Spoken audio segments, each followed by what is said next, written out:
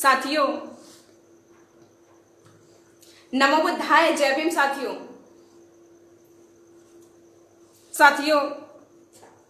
आप लोग ज्यादा से ज्यादा संख्या में जुड़ जाइए।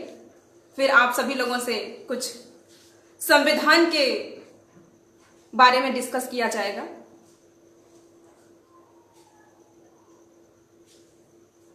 जुड़ जाइए आप सभी लोग। हाँ, तो साथियों, मैं पूजा जायसवाल, भारतीय संविधान सुरक्षा परिषद संगठन की तरफ से आप हमारे लाइव को जो हमने कर रही हूं उसमें आप सभी लोग जो जुड़ रहे हैं, आप सभी लोगों को नमो बुद्धाय, जय भीम। और साथियों, आप सभी लोगों को जानकारी के लिए ये बता दूं कि भारतीय संविधान सुरक्षा परिषद संगठन के केंद्रीय कार्यालय पे आज बहुत सारे लोग बैठे हुए थे और डिस्कस हो रही थी, बातें हो रही थी, जिसमें हमारे भारतीय संविधान सुरक्षा परिषद संगठन के पूर्व राष्ट्रीय अध्यक्ष डॉक्टर DN बॉल जी उपस्थित रहे।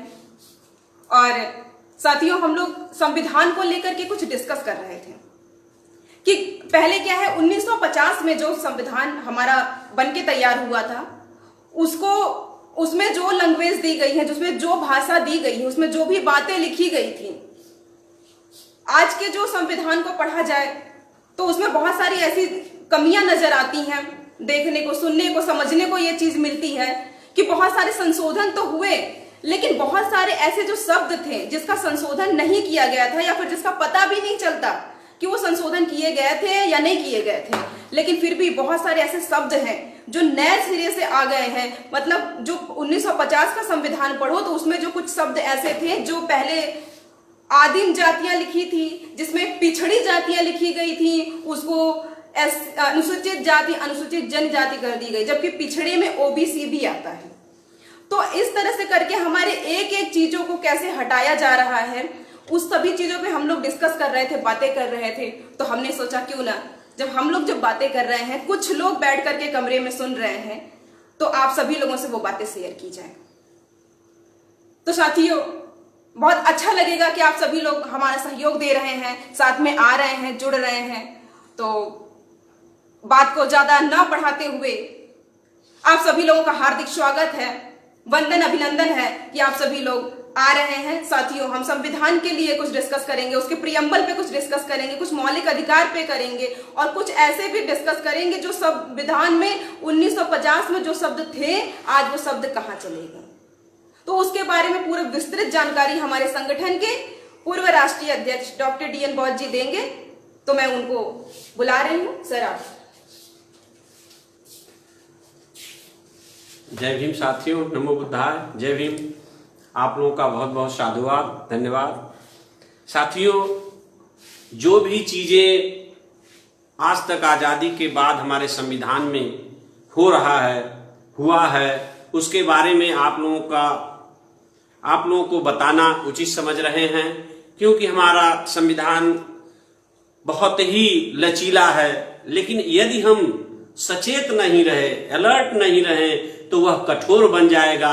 विषमतावादी लोग उसमें बहुत सारी चीजें, ऐसे लैंग्वेज, ऐसी शब्दावली का उपयोग कर रहे हैं, जिसकी वजह से हमारी सारी चीजें, हमारे लोग उसमें कंफ्यूज हो रहे हैं। क्योंकि सबसे ज्यादा जो बुकें संविधान पर लिखी गई हैं और लिख रहे हैं, वे विषमतावादी लोग लिख रहे हैं, और तरह तरह के शब्दावली में इतना हेर फेर कर देते हैं कि जिसकी वजह से हमारा युवा वर्ग जो पढ़ रहा है वह उन्हीं को सत्य मान लेता है।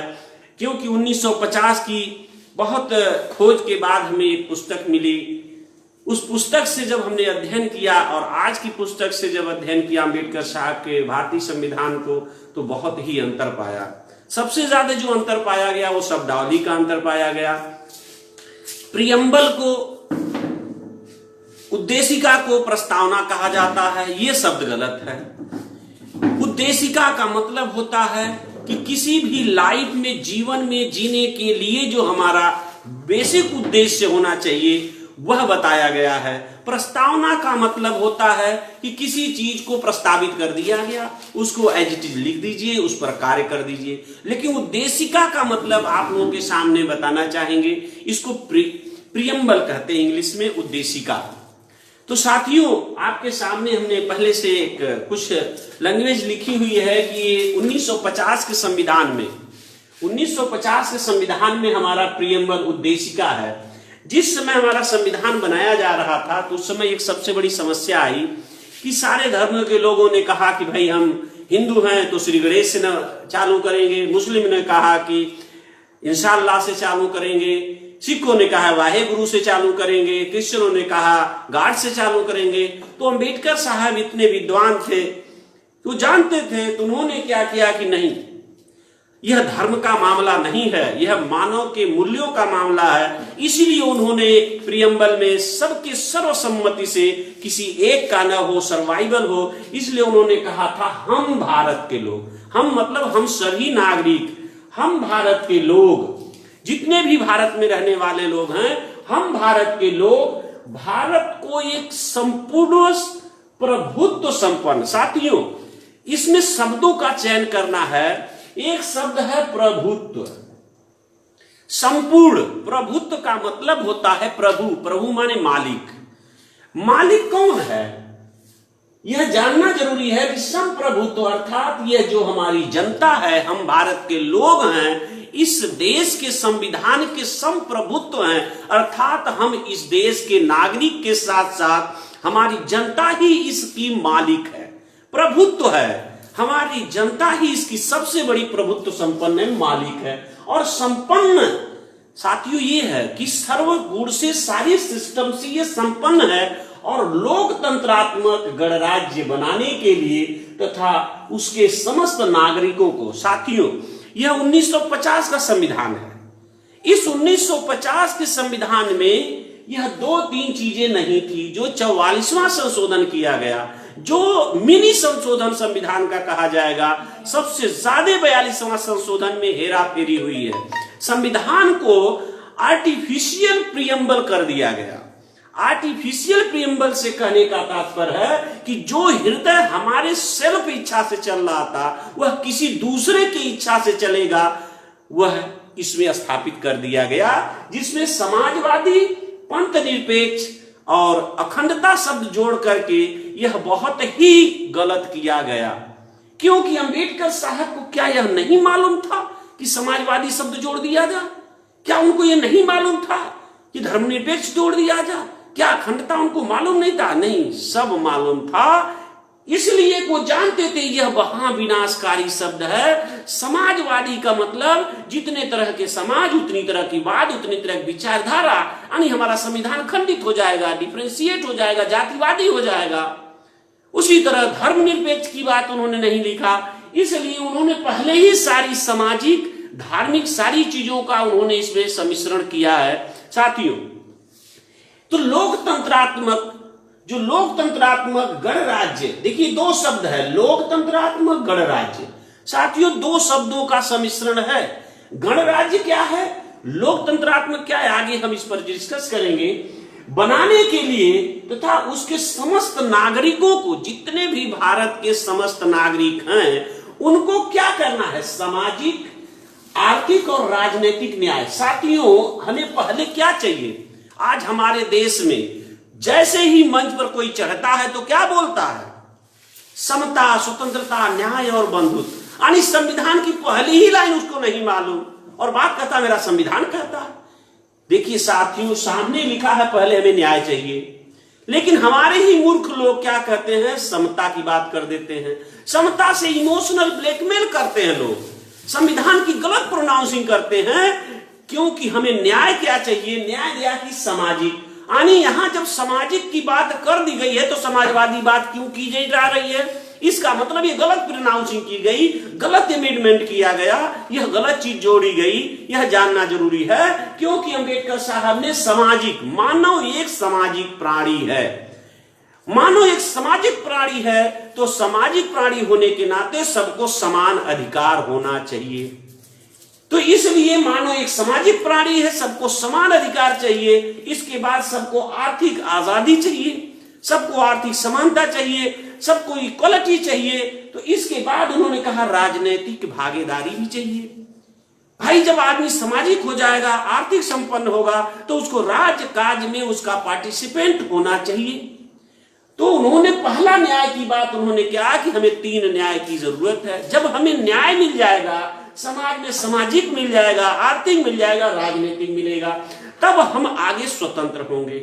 तब अंबेडकर साहब ने इस विचार को रखा कि हम स्वतंत्र होंगे। हमारी दूसरी लाइन है स्वतंत्रता। साथियों, स्वतंत्रता की बात जानना बहुत जरूरी है। स्वतंत्रता हमें किस बात की है? हमें सम्यक विचार रखने की स्वतंत्रता है, सम्यक रूप से अपनी बात कहने की स्वतंत्रता है। हमें गलत बात करने की स्वतंत्रता नहीं है, हमें गलत तरह से किसी को गाली देने की स्वतंत्रता नहीं संविधान देता। हमें सही वाणी, अपनी अभिव्यक्ति, अपनी बात रखने की स्वतंत्रता है, अभिव्यक्ति की स्वतंत्रता है।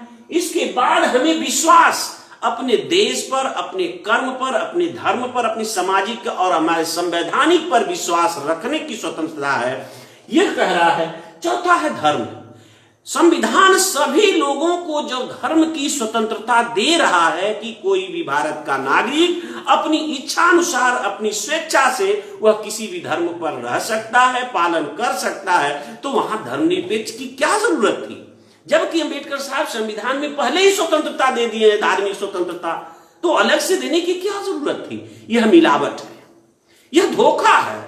जब एक बात हमारे प्रियम्बल में यह चीज बता दी गई है कि धर्म की सभी को स्वतंत्रता है, तो धर्मनिरपेक्ष की क्या जरूरत है? पंथ निरपेक्ष की क्या जरूरत है? यह क्यों जरूरत पड़ी? अंबेडकर साहब होते तो शायद ये कार्य नहीं होता। न होने की वजह से ये गलत सारे कार्य अंबेडकर साहब के न रहते हुए जितने भी गलत कार्य हुए हैं वो आपको दिख रहे हैं। इसके बाद उपासना की स्वतंत्रता। जब आपको 5 तरह की स्वतंत्रता दी गई है तो आपको धर्मनिरपेक्ष की जरूरत नहीं थी। धर्मनिरपेक्ष में पंथ निरपेक्ष और धर्मनिरपेक्ष का इंग्लिश होता सेकुलरिज्म। सेकुलर का मतलब धर्मनिरपेक्ष या पंथ निरपेक्ष। देखिए सर, धर्मनिरपेक्ष का मतलब होता है कि सारे धर्म का पालन हो। जब पहले ही सारे धर्म की स्वतंत्रता है तो धर्मनिरपेक्ष का कोई मतलब नहीं, क्योंकि अंबेडकर साहब के बाद लिखा गया है, अंबेडकर साहब के बाद एम्प्लीमेंट हुआ है। जितने भी अमेंडमेंट हुए हैं वह सम्यक रूप से नहीं हुए हैं, वह विषमतावादी सोच को दर्शाता है, इसलिए ये सारी चीजें गलत है। साथियों, कहने का मतलब है कि जो पंथ निरपेक्ष इसलिए कहा गया कि जिस धर्म का, देखिए, जिस धर्म का एक बाप नहीं होता है वह धर्म नहीं होता है, वह पंथ होता है। तो हमारे संविधान में सारे धर्म, हिंदू, मुस्लिम, क्रिश्चियन, बौद्ध, ये सारे धर्म हैं। हिंदू एक पंथ है, इसलिए इन लोगों ने पंथ निरपेक्ष की वाणी कही। 1995 में 7 जजों की खंडपीठ ने हिंदू धर्म को स्वीकारा नहीं है, उन्होंने पंथ बताया है, एक जीवन शैली है। इसलिए इन लोगों ने गलत तरीके से इसमें जोड़ करके ये बात रखी गई।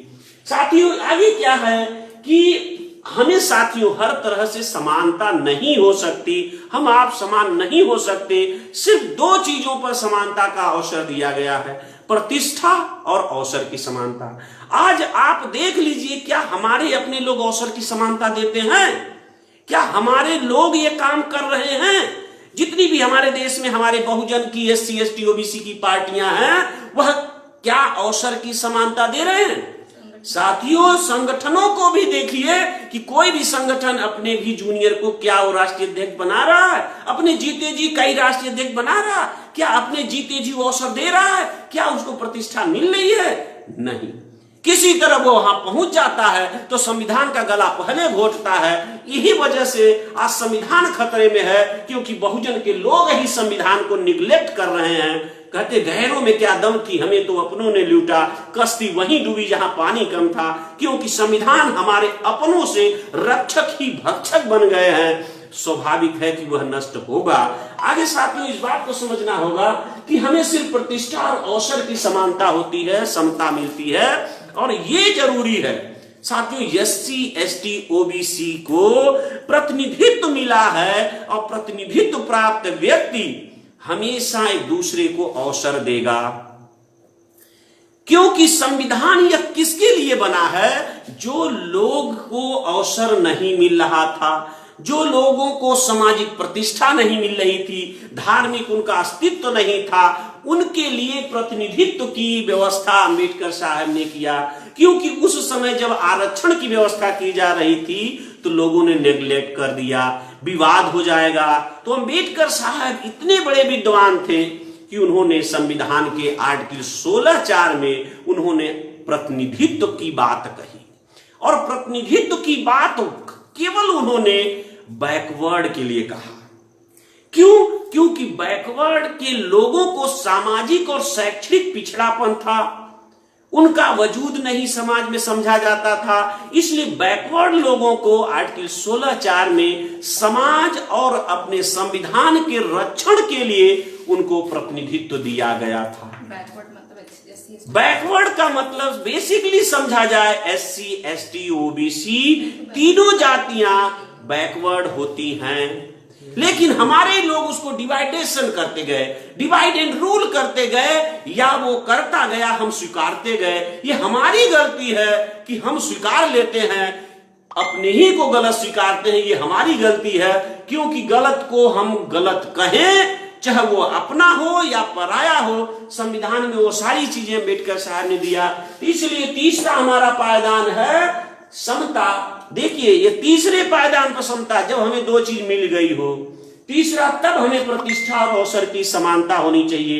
लेकिन हमारे ही मंच पे चढ़ते हैं, कहीं भी मंच पे बोलते हैं समता, स्वतंत्रता, न्याय और बंधुत्व हमारा संविधान कहता है। यह क्रम ही हमारे लिए घातक है, ठग विद्या है, धोखा है, फरेब है, जिससे हमारा समाज, हमारे लोग उस पर कंफ्यूज हो जाते हैं और भोलेपन के कारण फंस जाते हैं।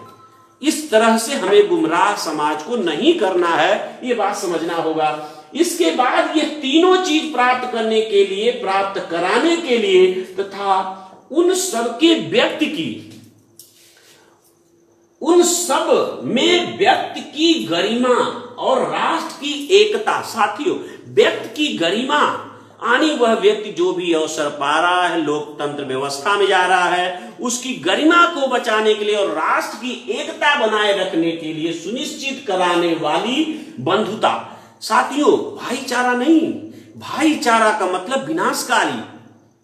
इसीलिए भाई को चारा दो, भाईचारा नहीं चाहिए हमें बंधुता चाहिए। हमें बंधुत्व रहेंगे तो बंटवारा नहीं होगा, डिवाइड एंड रूल नहीं होगा। सभी उस पद पर अवसर पाएंगे और आकर के प्रतिष्ठा को अपने बचाएंगे और देश की रक्षा, संविधान की रक्षा करेंगे। इसलिए इस बात को अम्बेडकर साहब ने सबसे ज्यादा बंधुता की वर्णन किया है, क्योंकि बंधुता, बुद्ध ने भी ये बात कही थी भगवान बुद्ध की वाणी है कि बंधुत्व का सबसे ज्यादा वर्णन तथागत भगवान बुद्ध ने कहा कि मित्रवत रहेंगे तो कभी बंटवारा नहीं होगा। तो जब बंधुता बढ़ाने के लिए हमें दृढ़ संकल्प होना होगा, अपने राष्ट्र के प्रति दृढ़ संकल्प होना होगा, अपने न्याय के प्रति दृढ़ संकल्प होना होगा, संविधान के प्रियम्बल के प्रति दृढ़ निश्चित होना होगा, अपने सारे क्रियाकलापों के प्रति जो राष्ट्र के निर्माण में सबसे ज्यादा योगदान दे, उसके लिए हमें दृढ़ संकल्प होकर अपनी इस संविधान सभा के आज दिनांक 26 नवंबर 1949 को एतद द्वारा संविधान को अंगीकृत। साथियों, अंगीकृत का मतलब एक रूप दे देना, अंग, शरीर का एक ढांचा प्रदान कर देना। जो ये संविधान का एक ढांचा प्रदान कर दिया गया है, एक नियम कायदे, राइट, रूल्स, रेगुलेशन जो प्रदान किया जा रहा है, अंगीकृत किया जा रहा है, एक रूप दिया जा रहा है, उसे हम स्वयं अपने आप में भी आत्मित करेंगे। उसके आगे क्या कह रहे हैं कि अधिनियमित। साथियों, अधिनियमित को समझना होगा। अधिनियमित ऐसा नियम जो हमारे लिए स्वयं बनाया गया है और उसे हमें स्वयं अपने अंदर चलना होगा, उस पर स्वयं पालन करना होगा। चाहे वो देश का सीएम हो, चाहे वो पीएम हो, चाहे अधिकारी हो, चाहे एक गांव का बच्चा क्यों ना हो, सबके लिए वोट बराबर है। वह सबके लिए बराबर कानून है, बराबर दंड के अनुसार बराबर उनको न्याय मिलना चाहिए, उनको दंड मिलना चाहिए। जितना भी बड़ा सबको अधिनियमित यानी हर भारत के नागरिक के लिए स्वयं के ऊपर लागू करने के लिए अधिनियमित किया गया है। अधिनियमित और आत्मर्पित किया गया है, यानी आत्मर्पित, अपने अंदर स्वयं उस पर एप्लीमेंट करके, उस पर रहने के लिए आत्मनिर्भर बन करके, उस पर कार्य करने के लिए हमें कटिबद्ध दृढ़ संकल्प रहना होगा। ये हमारा संविधान कहता है, जो हमारा हृदय है। हृदय होने के नाते यह बहुत ही बड़ी हमारी ये जो उद्देशिका है, यह जीवन के उन उद्देश्यों की पूर्ति करती है। इस बात को बहुत ही बारीकी से समझना होगा। हर एक व्यक्ति को यह बात समझनी होगी कि संविधान हमें क्या कहता है। जो आर्टिफिशियलाइज हुआ ये 3 शब्द जोड़ने की वजह से, ये अखंडता और समाजवादी पंथ धर्मनिरपेक्ष, यह 42वां संशोधन करके हमें आर्टिफिशियल बनाया गया, जातिवादी बना दिया गया, संविधान को समाजवादी बना गया। जितने समाज उतने वाद, उतनी विचारधारा। साथियों, मैं बताना चाहूंगा कि समाज क्या होता है। साथियों, संविधान क्या होता है? विधान। विधान, विधि और विधान, 2 चीज। विधि माने कानून, और जो कानून इम्प्लीमेंट हो, जिस पर विशेष वर्ग के लिए जो कानून बनाया जाए, विशेष वर्ग के लाभ के लिए जो कानून बनाया जाता है, उसको विधान कहते हैं। लेकिन जैसे अक्सर लोग बोल देते हैं मनुविधान। क्यों? मनु ने जो मनुविधान है, मनुस्मृति में जो मनुविधान है, वो स्पेशल वर्ग के लिए है। लेकिन संविधान, सम माने सभी मानव के लिए समान रूप से सबको अधिनियमित करके जो बनाया गया कानून, वह संविधान यानी सभी पर लागू हो, सभी पर फॉलो हो, सभी के लाभकर हो, सभी के हितकर हो, समान रूप से हो। इसी को कहते हैं संविधान।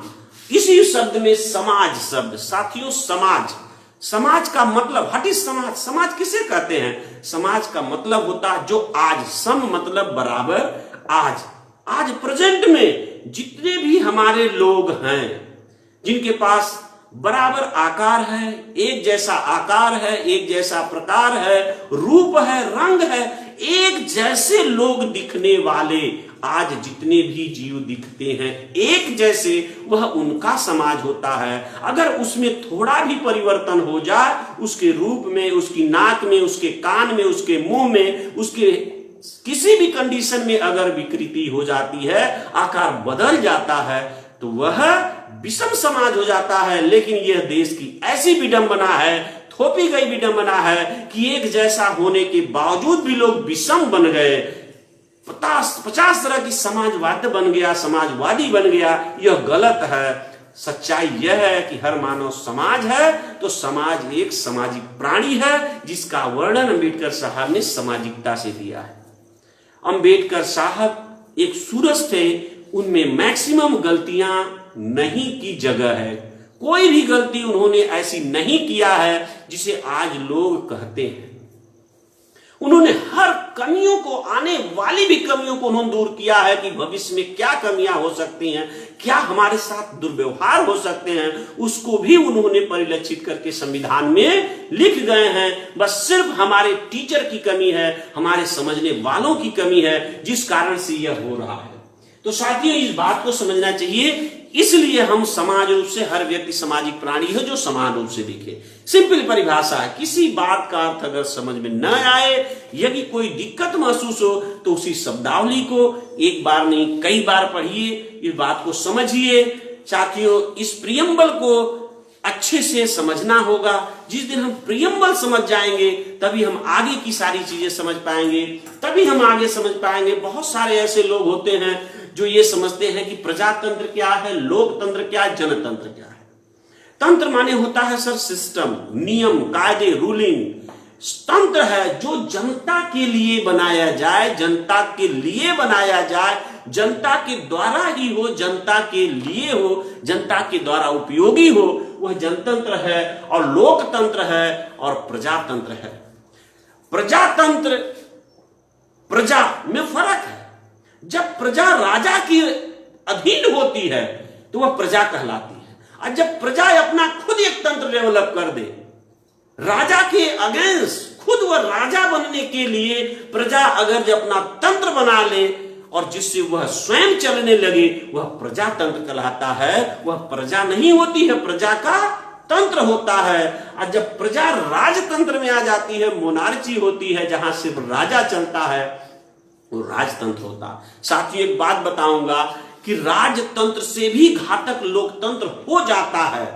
राजतंत्र से भी घातक लोकतंत्र हो जाता है जब विपक्ष है। क्रियाहीन हो जाता है, जब विपक्ष अंडर कंट्रोल हो जाता है पक्ष में, जब विपक्ष निष्क्रिय हो जाता है, उस समय लोकतंत्र राजतंत्र से भी खतरनाक हो जाता है। यह जानने की जरूरत है।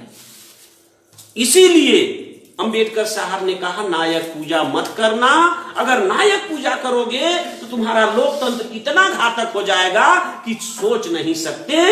इसीलिए उन्होंने गणतंत्र की रचना किया। इसीलिए अंबेडकर साहब ने लोकतंत्रात्मक के साथ उन्होंने गणराज्य की स्थापना की। साथियों, बहुत ही सूक्ष्म अध्ययन है, बहुत ही बारीक है कि अंबेडकर साहब जानते थे कि मेरा समाज कमजोर है, मेरा समाज कहीं भी भुला जाता भोला है, मेरा समाज कहीं भी टूट जाता है। इसलिए उन्होंने गणतंत्र की रचना की कि अगर लोकतंत्र कुछ गड़बड़ करता है, लोकतंत्र कहीं मनमानी करता है, या तो अपने नेता को खरीद लिया, या तो अपने किसी तरह से सांसद विधायक को खरीद करके अगर लोकतंत्र का राजा अगर गणतंत्र के अंडर में नहीं रहा तो मनमानी करके सर्वनाश कर देगा। इसलिए गणतंत्र हर व्यक्ति की सुरक्षा देता है। गणतंत्र मतलब रिपब्लिक, रिपब्लिक, गणतंत्र, गणराज्य, वह राज्य जो रिपब्लिक के द्वारा चयन हो, वह बनाया गया हो। इसलिए गणतंत्र हुए, संविधान को गणतंत्र कहते दिवस क्यों मनाया जाता है? 26 जनवरी गणतंत्र दिवस इसीलिए मनाया जाता है क्योंकि गणतंत्र दिवस का मतलब कि संविधान का दिवस, जिस दिन संविधान समाज को ऐसी प्रोटेक्शन देगा जिसे लोकतंत्र उसके सामने घुटने टेक देगा अगर किसी तरह मनमानी करता है। साथियों, ये जानना जरूरी है, ये बहुत सूक्ष्म अध्ययन है। इसे हर भाई को इस वीडियो को शेयर करें, अधिक से अधिक लोगों को ये बात पहुंचाएं कि हमें कौन अपनी परिस्थितियों में रोकता है, मजबूत बनाए रखता है, वह है गणतंत्र, गणतंत्र, रिपब्लिक। साथियों, गणतंत्र को समझना होगा। लोकतंत्र का जो भागीदार है वह सिर्फ सांसद और विधायक है। साथियों, ये चार्ट मैंने बनाया है कि जो हमारा ये जनप्रतिनिधि होता है, सांसद और विधायक, ये जो जनप्रतिनिधि होता है वह सांसद और विधायक होता है, यही लोकतंत्र का हिस्सा है। पर जनता, जो लोकतंत्र है, जनता है। जनता क्या करती है? जनप्रतिनिधि का चयन करती है। यानी पैदा कौन करता है? जनता। वोटर क्या है? Right to vote. सबसे ज्यादा पावर अगर किसी के पास है तो प्रभु संपन्न, यानी सबसे ज्यादा ताकत जनता के पास है, क्योंकि जनता बाप है। पैदा किया है, क्या पैदा किया? जनप्रतिनिधि, सांसद और विधायक। कभी भी अगर जो लोकतंत्र में कोई भी दुर्व्यवहार अगर जनता को होता है तो वह सिर्फ डिमांड कर सकता है, उसको पद से हटा सकता है। तो सांसद और विधायक को हटाने की पावर जनता को है, सीएम और पीएम को नहीं। क्योंकि सीएम और पीएम रिपब्लिक हैं, क्योंकि जो जनता ने चयन किया उस जनता के चयनित प्रतिनिधि ने अपना प्रतिनिधि चुना, वह होता सीएम और पीएम। ये रिपब्लिक है। पब्लिक के चयनित व्यक्ति पुनः जो चयन करे वो रिपब्लिक होता है, वह सरकार होती है। यह गणतंत्र का हिस्सा है प्लस लोकतंत्र के कठपुतली है। सीएम पीएम लोकतंत्र के कठपुतली होते हैं और संविधान के यूजर और उस पर चलने वाले सबसे बड़े सिपाही होते हैं। इसलिए साथियों, अगर हमारा सीएम पीएम, अगर हमारा जनप्रतिनिधि अगर गड़बड़ करता है, अगर हम कोई भी डिमांड करना है, कोई हमारी अगर राष्ट्रीय धरोहर नष्ट हो रही है, हमारे देश का कोई भी विभाग अगर गड़बड़ हो रहा है, तो हम अपने जितने भी देश के सांसद विधायक हैं उनको घेराव करें, उनसे हम कहें कि मेरा सिस्टम ध्वस्त क्यों हो रहा है, आप इस पर निर्णय लो और निर्णय लेने के लिए मंत्री और सीएम पीएम को आदेशित करो, अन्यथा मैं तुम्हें बेदखल कर दूंगा। और सांसद विधायक हट गए तो सीएम पीएम की कुर्सी बचेगी नहीं। इसलिए साथियों, किसी भी हाल में आप कहीं भी जाइए, किसी भी हाल में अगर आप कहीं भी धरना प्रदर्शन करना है तो सिर्फ सांसद विधायक की ही आपके पास गणतंत्रात्मक लोकतंत्रात्मक शक्ति जनता के अंदर है, तो सिर्फ अपने बेटे के पास है। आपका बेटा सिर्फ सांसद और विधायक है और सांसद विधायक का बेटा सीएम पीएम यानी जनता का पोता है और जनता का पोता यानी सीएम पीएम ही अधिकारी पैदा करते हैं। कौन सा? लोक सेवा आयोग के द्वारा जन सेवक पैदा होते हैं, जो प्रशासनिक अधिकारी होते हैं, अधिकारी होते हैं, जितने भी होते हैं वो जन सेवक होते हैं, ये पर पोते होते हैं। इसलिए जनता की सबसे ज्यादा शक्ति, ताकत जनप्रतिनिधि के पास होती है, उसी को बेदखल कर सकते हैं और किसी के पास नहीं। लेकिन हमारे देश के मूर्ख नेता, हमारी देश की जनता ये समझ नहीं पा रही है कि हम जाएं कहां, अपनी बात कहें।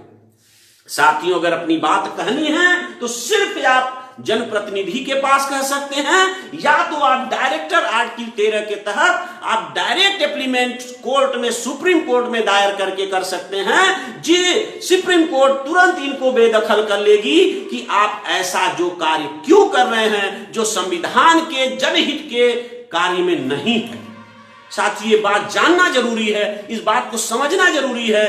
सबसे ज्यादा हमारे लोगों ने, हमारे नेताओं ने जनता को गुमराह किया। आज देश में हमारा एक भी कोई लीडर नहीं है, इस देश का, भारत में कोई लीडर नहीं है। सब लेता है, देता नहीं है, कोई नेतृत्व करता नहीं है जो जनता का सही नेतृत्व करे, देश की सारी स्थिति को सही से समझाएं और देश के विषम से विषम परिस्थितियों में इस स्थिति को सॉल्व करने की क्षमता नहीं है। सभी लोग इस बात को समझने की जरूरत है। अगर हमारी जनता राइट टू वोट जान गई कि, और साथियों बताना चाहूंगा कि जो देश का हमारा सीएम, पीएम और सांसद विधायक होता है वह सामाजिक व्यक्ति होता है। जिस दिन व्यक्ति सामाजिकता से हट गया वह व्यक्ति नेता नहीं रह जाता है। नेता मतलब समाज का जनप्रतिनिधि है, जनता के हितों के लिए बनाया गया है। इसलिए जनप्रतिनिधि का चयन करिए, by the people, for the people, to the people, जो आपकी हर परिस्थितियों में काम आए। इसलिए आप अगर जो कोई भी मांग अगर सीएम पीएम के पास गए तो मारे जाओगे, पीटे जाओगे और आपका कोई अधिकार मिलने वाला नहीं है। अंततोगत्वा, क्योंकि इनका बाप सांसद विधायक तो सुरक्षित है, ये चाह ले तो ये 2 दिन में सुधर जाए और आप चाह ले तो सांसद विधायक सुधर जाए, तो जनतंत्र और लोकतंत्र मिलकर के इस देश का कल्याण होगा, सरकारी सिस्टम मजबूत होगा। अगर सरकारी सिस्टम गड़बड़ हो रहा है तो इसके भागीदार जनता खुद है। जनता खुद सही दिशा में नहीं चल रही है और न चलना चाहती है। अगर जनता सुधर जाए तो जितने भी सरकारी सिस्टम हैं उसका इस्तेमाल करें। जनता खुद गलत है, खुद गलत का चुनाव करती है, अपने राइट टू वोट को नहीं पहचानती है, वोट को बेच देती है, शराब दारू में बेच देती है, अपने जातिवादी कारणों में बेच देती है। ये गलत हो रहा है। अपने सरकारी सिस्टम को, सरकारी स्कूल में बच्चों को नहीं पढ़ाते हैं, सरकारी हॉस्पिटल में नहीं इलाज कराते हैं, सरकारी नेटवर्क का यूज नहीं करते हैं, सबको प्राइवेट की चाहिए। और प्राइवेट मतलब गुलामी। नौकरी तो प्राइवेट में मिलती है, सरकारी में तो सेवा मिलता है, सर्विस मिलती है। सर्विस पब्लिक सर्विस कमीशन से चयन होता है। प्रशासनिक अधिकारी, कर्मचारी सरकारी होते हैं, वो किसी सरकार के गुलाम नहीं होते हैं, वो जनता के सेवक होते हैं। लेकिन आज ऐसी प्रोनाउंसिंग बना दी गई है कि वह कहते हैं कि सरकार के नौकर हैं। यह बहुत बड़ी विडंबना है, यह गलती है, यह गंदगी है, इसको समझना होगा। इसलिए साथियों, कोई भी सरकारी कर्मचारी सरकार का नौकर नहीं है, बल्कि संविधान का पालक और देश की जनता का सेवक होती है। उनकी सेवा के लिए उन सेवक की उनको मानदेय मिलता है और वह अपनी जीविका चलाते हैं सेवा से। यह देश की वृद्धि का अंबेडकर साहब का संविधान इतना अच्छा, इतना सुशोभित और इतना लचीला है। लेकिन साथियों, अगर आज आप लोग सही समझेंगे नहीं, अगर सही दिशा में नहीं संविधान को समझेंगे, तो यही संविधान आपका लचीला की जगह आपका सख्त हो जाएगा। जिस दिन सख्त हो जाएगा तो वह विषम संविधान हो जाएगा, वह विधान हो जाएगा, वह मोनोपोली हो जाएगा, एक साइड में हो जाएगा। फिर आप कुछ नहीं कर पाएंगे। जिस दिन आपकी vote to right to vote power खत्म हो गई, आपकी जनप्रतिनिधि की पावर खत्म हो गई, इस बात को समझना होगा। इसलिए साथियों, हमें समझना होगा इन चीजों को। और अभी तक देश में हमारे राजनीति नहीं हुई है, लूट नीति हो रही है, चोर नीति हो रही है, डकैत नीति हो रही है, सब नीति हो रही है, पर राजनीति नहीं हो रही है। अगर राजनीति होती तो आज हमारी देश की प्रॉपर्टी, हर व्यक्ति, हर घर में सरकारी सर्विस होती, हमारा हर देश का विभाग मजबूत होता, हमारा हर सिस्टम मजबूत होता। हमारा हर सिस्टम एक दिन ध्वस्त हो रहा है, इसका मतलब उसको बर्बाद किया जा रहा है। उसकी भागीदारी जनता की पहले है, इसको समझना होगा, जनता को समझना होगा। इस तरह से साथियों, आप लोगों के सामने प्रियम्बल के बारे में और अगली कड़ी में हम आप लोगों से आएंगे कि संविधान में संशोधन क्यों हुआ, किस लिए हुआ। इसलिए साथियों, संविधान को पढ़ने की जरूरत है, संविधान को समझने की जरूरत है और संविधान को एक दूसरे के साथ सीढ़ीवार, एक सेवक और गुरु, एक सिस्टम से ऊपर चलने की जरूरत है। साथियों, सबसे बड़ी विडंबना है कि देश के बहुजनों में यानी SC ST OBC में ही क्यों महापुरुषों को बलि देना पड़ता है, बार बार क्यों जन्म लेना पड़ता है। क्योंकि बहुजनों का ही व्यक्ति निकम्मा और लखैरा है, जो अपने ही महापुरुषों को गला घोटता है, उसके ना रहने पर उसकी सारी धरोहर को नष्ट करता है। तो निकम्मा SC ST OBC का मूर्ख नेता हैं और बाहुबली नेता हैं, जो अपने ही महापुरुषों की बनाई हुई धरोहर को मिटाने में लगे हैं। इसलिए साथियों, देश का सम्यक युवा वर्ग ही देश को संभाल सकता है। अगर राजनीति को जिसने कैरियर बना लिया, वह देश की रक्षा नहीं कर सकता। राजनीति न कभी कैरियर थी, न कैरियर है, न कैरियर रहेगी। राजनीति हमेशा सेवा होती है, वोट टू राइट होता है। साथियों, एक वोट पा करके उनको कितना फैसिलिटी मिलती है, फिर भी वह यह भूल जाता है कि किसके वोट के कारण हम राजा बन रहे हैं, किसके वोट के ताकत से हम हैं। यह उसका सबसे बड़ा दायित्व है, क्योंकि उसको जनप्रतिनिधि है, प्रतिनिधि यानी जनता के कार्य के लिए बनाए गए हैं, अपने नात रिश्तेदार भाई जातिवार के लिए, कार्य के लिए नहीं बनाए गए हैं। जब व्यक्ति शासन में आ जाता है तो वह किसी पार्टी का नहीं होता है। यह बात समझने की जरूरत है। एक बात और मैं बताना चाहूंगा कि जो SC ST OBC का जो नेता, सांसद, विधायक चुन के जाता है तो उसके पास डबल वर्किंग पावर होती है, क्योंकि SC ST OBC का प्रतिनिधित्व के साथ जनप्रतिनिधि भी होता है। प्रतिनिधि वह अपने SC ST OBC का होता है, प्लस वह जन प्रतिनिधि भी होता है। ओपन प्लेस में भी उसको काम करना है और अपनी कैटेगरी, अपने संविधान, अपने समाज के, अपने वजूद को बनाए रखने के लिए उसको प्रतिनिधि की भी काम करना होता है। इसलिए साथियों, अगर SC ST OBC का कोई नेता जाता है तो उसको ज्यादा ताकतवर होना चाहिए, उसको ज्यादा बुद्धिमान होना चाहिए, उसको ज्यादा वर्क करना पड़ेगा। ऐसे लोगों को चयन करने की जरूरत है। बुज़दिलों को चयन करेंगे तो यही हाल होगा, तितर बटेर का चयन करेंगे तो यही हाल होगा, अपनी अपनी जाति के पीछे जाएंगे तो नष्ट हो जाएंगे। अगर देश और संविधान के पीछे चलेंगे तो कभी नष्ट नहीं होंगे। इन बातों को समझना होगा, संविधान की इन चीजों को समझना होगा। इसलिए संविधान की इन बातों को समझने के लिए आप लोगों ने सुना, समझा, इसके लिए बहुत बहुत धन्यवाद। साधुवाद। नमो बुद्धाय। जय भीम। जय भारतीय संविधान।